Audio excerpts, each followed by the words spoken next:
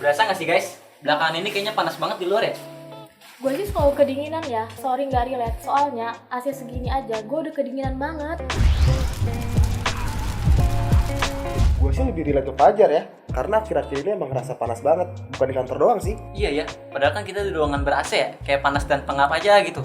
Apa ini karena perubahan iklim ya? Bisa jadi. Kalian tahu nggak kalau tahun 2023 kemarin tuh jadi tahun terpanas sepanjang sejarah? Gue pernah baca di website BMKG. Dan kemungkinan untuk tahun ini jadi lebih panas daripada tahun sebelumnya. Jadi sebenarnya ini ngaruh dari pemanasan global ya? Iya bener Jar, harusnya relate dari situ sih. Dampaknya udara di bumi jadi lebih panas gara-gara polusi dan emisi gas rumah kaca. Nah, salah satu cara untuk mengurangi dampak tersebut, kita bisa menerapkan green teknologi. Green teknologi? Apaan tuh? Gue baru denger dah. Green teknologi itu adalah integrasi antara teknologi dan ilmu lingkungan. Tujuannya simply untuk mengurangi dampak negatif dari aktivitas manusia yang berdampak ke pemanasan global. Jadi dengan green teknologi, berbagai pencemaran bisa diminimalisir, Jar. Oke, I see. Gue jadi penasaran awal mulai istilah green teknologi ini dari mana? Kalau yang gue baca di sini, jadi di abad ke-19 para ilmuwan udah mulai observe efek negatif dari pembakaran batu bara pada industri dan pabrik. Mereka mulai mengubah proses industri untuk mengurangi limbah dan efek samping terhadap lingkungan. Terus Tan? Sabar. Lalu saat terjadi Perang Dunia Kedua, para ilmuwan dan dokter mulai mendapatkan laporan tentang penyakit misterius impact dari radiasi nuklir. Dari situlah pemerintah US akhirnya mulai memberikan awareness terhadap pentingnya melestarikan ekosistem, menjaga sumber daya, dan konsekuensi terhadap penggunaan teknologi yang tidak terkendali. Serius itu loh, sampai membentuk Badan Perlindungan Lingkungan di tahun 1970 yang memberikan standar ketat untuk mengurangi polusi dan mendorong untuk penggunaan teknologi bersih yang kita sekarang sebut dengan green teknologi.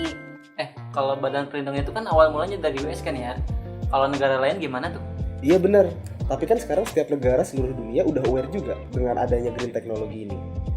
Fun fact-nya, menurut World Population Review tahun 2022, data negara paling ramah lingkungan nomor 1 itu Denmark loh. Loh, kok bisa? Karena Denmark sangat fokus dalam pengelolaan air limbah dan indeks perlindungan spesies. Selain itu, pemerintah di sana juga sudah menerapkan kebijakan mengenai emisi gas rumah kaca.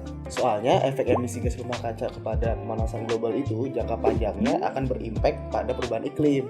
Jadi penasaran aja nih, kalau di Indonesia gimana ya? Sama sih Tan, kayak di Denmark, Indonesia juga udah ada kebijakan untuk mengatur emisi gas rumah kaca dan perlindungan lingkungan. Contohnya di sektor bangunan gedung. Pemerintah memberikan awareness bagaimana membangun sebuah gedung yang hemat energi namun tetap memperhatikan lingkungan. Oh iya, kebijakan lainnya seperti mobil listrik ya. Perasaan aja, pemerintah memberikan insentif pajak untuk mobil listrik. Tujuannya ternyata untuk mendukung kesuksesan green teknologi juga. Tapi kan sebenarnya green teknologi itu bisa kita mulai dari aktivitas kita sehari-hari kan, sesimpel hemat listrik. Nah, lu nih Gar, lu kalau ngecas HP udah penuh bukannya dicabut. Lah, kok jadi gue? Contoh gue kalau kemana-mana bawa reusable bag sendiri. Masuk nggak sih? Nggak ada kaitannya ya sama green teknologi? Ya dua-duanya bener sih. Mulai dari penghematan listrik, air, penggunaan plastik juga dapat berefek baik untuk lingkungan. Wah, menarik banget ya. Ternyata banyak hal yang bisa kita lakukan untuk beralih ke green teknologi. Dan semuanya dimulai dari hal-hal kecil dan simpel aja ya sebenarnya. Anyway, gue pernah dengar istilah green economy. Itu saudara nggak sih sama green teknologi? Ngaco lu Tan, beda lah itu pasti. Gak gitu Tan konsepnya, tapi green economy dan green technology itu emang tujuannya sama, untuk mengurangi dampak negatif aktivitas manusia terhadap lingkungan. Cuma green economy ini lebih wide karena fokusnya udah ke gimana interaksi ekonomi antara manusia dan alam ini bisa terharmonis. Oh, paham gue. Berarti green teknologi ini menggabungkan antara sains dan teknologi untuk mendevelop eco-friendly product. Contohnya kayak energi terbarukan, pengelolaan daur ulang limbah, efisiensi energi, dan lain-lainnya. Oh pantes, belakangan ini banyak industri baru yang fokus pada waste management and recycling. Nah itu Tan, yang tadi disebutin sama Fajar, membuka industri dan lapangan kerja baru yang berdampak kepada ekonomi, which is salah satu tujuan dari green economy. Selain industri baru yang berhubungan dengan green economy itu, gue pernah nih nonton JB Flash yang bahas tentang perbankan terhadap green economy dan ESG. Penyaluran kredit hijau mencapai 67,9 triliun rupiah.